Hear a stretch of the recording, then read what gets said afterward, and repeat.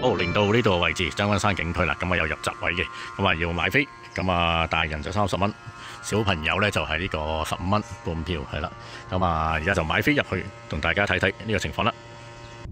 Hello， 大家好，又嚟到我哋肇慶呢個將軍山啊！咁啊，今日同大家介紹咧就呢度身後咧叫做將軍台啊！咁啊，基本上咧咁啊可以揸車直接上到嚟，如果冇揸車都幾難上到嚟啊！除非你話好似啲朋友話可以行山行上嚟都 OK 嘅。咁啊，基本上咧點解要上嚟咧？除咗話睇呢個將軍台之外咧，其實就最重要咧就係呢度個景色咧可以行出去咧就望晒成個端州啦，甚至遠望到呢個鼎湖嗰邊。咁啊，而家我拍一拍出邊嘅位置俾大家睇睇先啊！好啦。咁我哋上嚟咧就一離遠，其實喺山下都會見到呢個塔啦。咁啊，所以特登，究竟呢個位置邊度咧？就係佢哋嘅將軍山嘅差唔多叫山頂嘅位置嚟啦。咁啊，呢度成個出邊咧有個大嘅平台位置啦。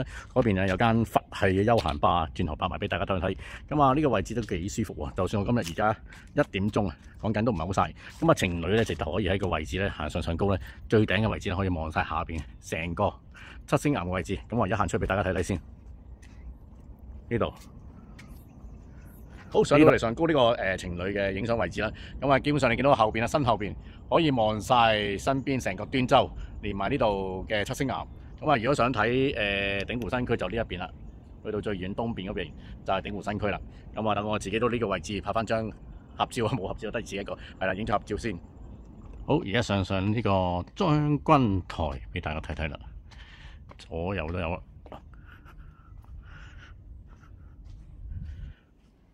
即係行呢幾樓樓梯都腳軟，所以上嚟都有啲腳骨力。天地人和啊，吸收下天地嘅靈氣。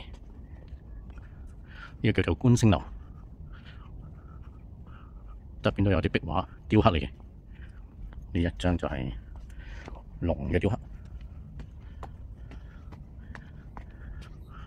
望落去景色好靚㗎呢度，所以值得一嚟嘅呢度真係。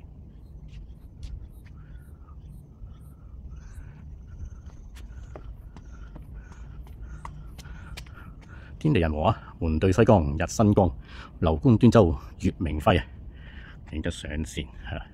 後邊就有個庭園，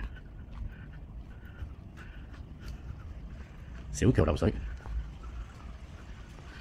恃財寶殿啊呢個。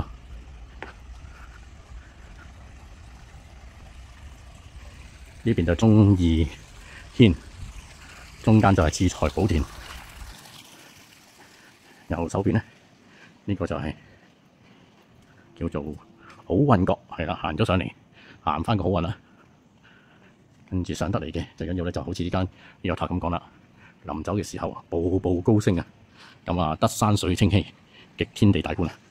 好，咁我呢個位置咧，仲有間上古嘅茶鋪啊！咁啊，都可以入去坐低。飲啖茶，食個包啊！而右手邊咧，頭先就介紹過啦，呢間係間佛系嘅休閒吧，咁啊亦都可以落去飲杯嘢啦。咁啊，至於你話中意行山嘅，步行可以落到去行999個階梯啊，即係可以行山上嚟，不過成1000級啊！大家就腳骨力要有翻咁上下啦。